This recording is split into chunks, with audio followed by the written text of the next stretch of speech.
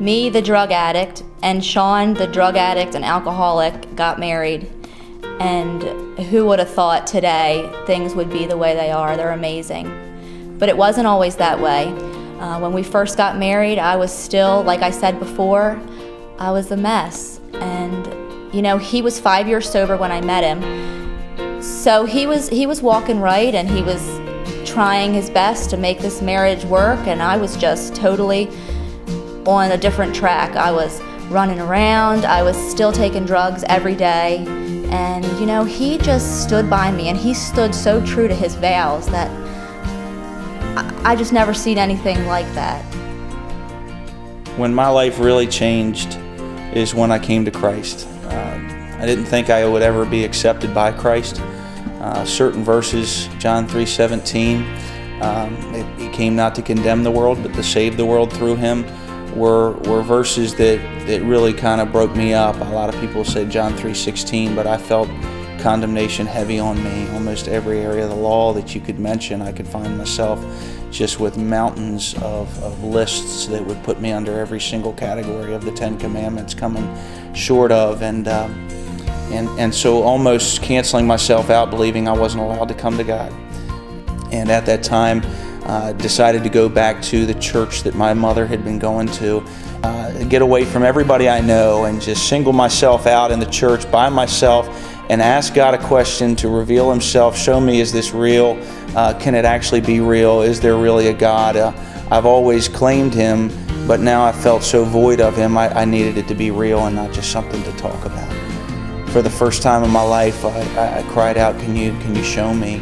And during a church message, it became all about why would he stay on the cross? He saved himself, or he saved others, let him save himself. Why would he stay up there? And during that time, I can remember a preacher saying, he did this for you.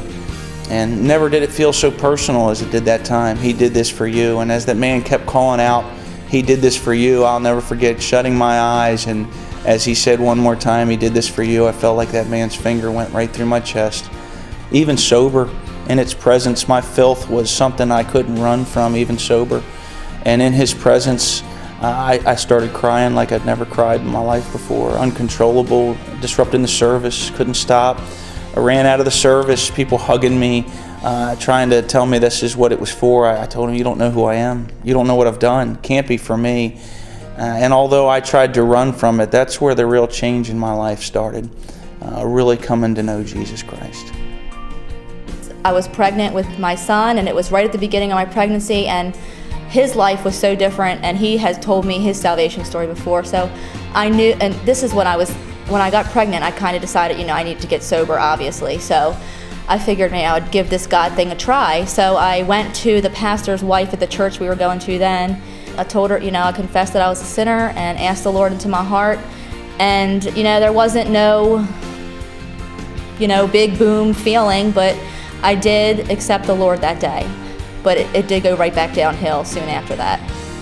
Through the destruction in our marriage, though we had our ups and downs, I had decided not only to trust Christ in my salvation, not only to trust him in getting sober in my recovery, but now I was going to trust him in my marriage and seeing my wife through the worst. We started coming to RU in 2009, and this is where our marriage started to finally find some hope where there hadn't been. I had seen my wife through about 6 rehabs by this time, and maybe it was 5. Coming into RU, we found some people that reached their hand out, that made us feel welcome. The more they found out about us, they didn't withdraw away from us, although it may have scared some people. There were some people that really stood in the gap, and that made all the difference for our family here at Rosedale. I was stubborn, I pushed away, but they kept loving me. So over time, I really started to see the love and the acceptance of Christ, and how he could love me, the wretched person that I was, and just how he wanted to take my life and just turn it around and use it for his good. And how he actually, if I could just be honest and be real, how awesome of a testimony he could make in our life. We came here, with one child and a broken family.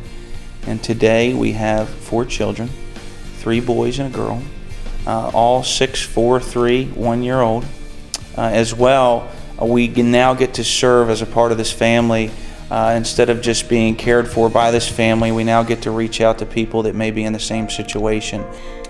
The same love and acceptance that we found when we came to this church and that we found in the Lord is what we want to do with our lives. We want to take our family and just reach out to people that feel they have no hope or that feel that there's no way up or out. And we truly just want to take our misery and turn it into a ministry.